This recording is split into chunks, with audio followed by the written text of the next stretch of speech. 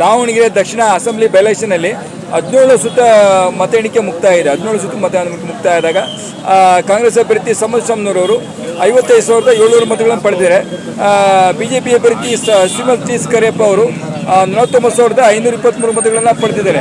ಈ ಮೂಲಕ ಕಾಂಗ್ರೆಸ್ ಅಭ್ಯರ್ಥಿ ಸಮದ್ ಶಾಮ್ನೂರವರು 6,177 ಮತಗಳಿಂದ ಲೀಡಿಂಗ್ ತೊಗೊಂಡಿದ್ದಾರೆ.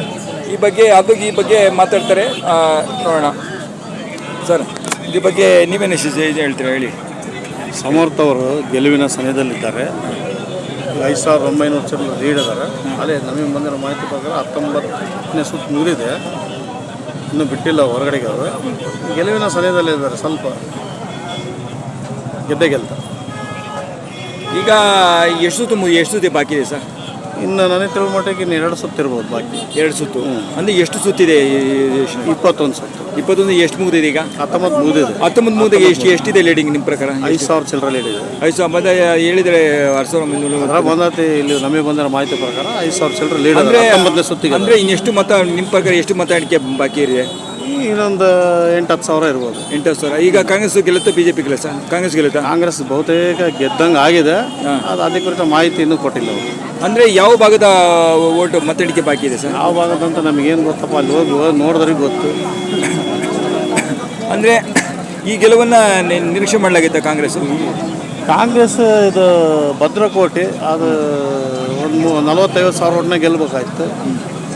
ಏನೋ ಅವ್ರವ್ರ ಒಳ ಸಿಟ್ಟಿಂದ ಹಿಂಗೆ ಕಮ್ಮಿ ಆಗ್ತದೆ. ಅಂದರೆ ಈಗ ಮುಸ್ಲಿಂ ಸಮುದಾಯ ಓಟ್ ಹಾಕಿದರೆ ಈ ಓಟ್ ಹಾಕಿಲ್ಲ ಕರೆಕ್ಟಾಗಿ? ಓಟ್ ಹಾಕ್ಲಿಲ್ದೇ ಅವರು ಇಷ್ಟು ಬರೋಕ್ಕೆ ಸಾಧ್ಯನಾ? ಅಂದರೆ ಅವ್ರು ಕೈ ಕೊಟ್ಟಿಲ್ಲ ಅವರು.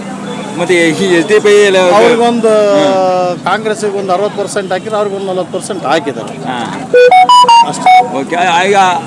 ಈಗ ಚುನಾವಣೆ ಸಮಯದಲ್ಲಿ ಓಪನ್ ಆಗಿ ಹೇಳ್ತೀವಿ, ಹಣ ಹಂಚಿಕೆ ಮಾಡಿದರೆ ಇವರು ಕಾಂಗ್ರೆಸ್ನವ್ರು 2,000 ಕೊಟ್ಟರೆ ಎಷ್ಟು ಹಣ ಕೊಟ್ಟರು ಅವ್ರವ್ರ ಓಟ್ ಯಾರಿಗೆ ಹಾಕ್ಬೇಕು ಅವ್ರಿಗೆ ಹಾಕಿದ್ದಾರೆ.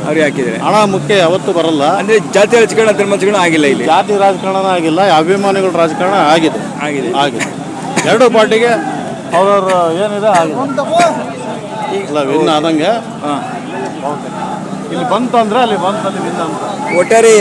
ಒಟ್ಟಾರೆ ಈಗ ಕಾಂಗ್ರೆಸ್ಸು ಗೆಲುವಿನ ಉತ್ಸಾಹದಲ್ಲಿದೆ. ಈಗ 19 ಸುತ್ತು ಅವ್ರ ಪ್ರಕಾರ 19 ಸುತ್ತು ಮುಗಿದಿದೆ ಅಂತ. ಇನ್ನು ಕೆಲವೇ ಈ 3 ಸುತ್ತು ಬಾಕಿ ಇದೆ ಅಂತ. ಕಾಂಗ್ರೆಸ್ ಗೆಲುವಿನ ನಿರೀಕ್ಷೆಯಿದೆ.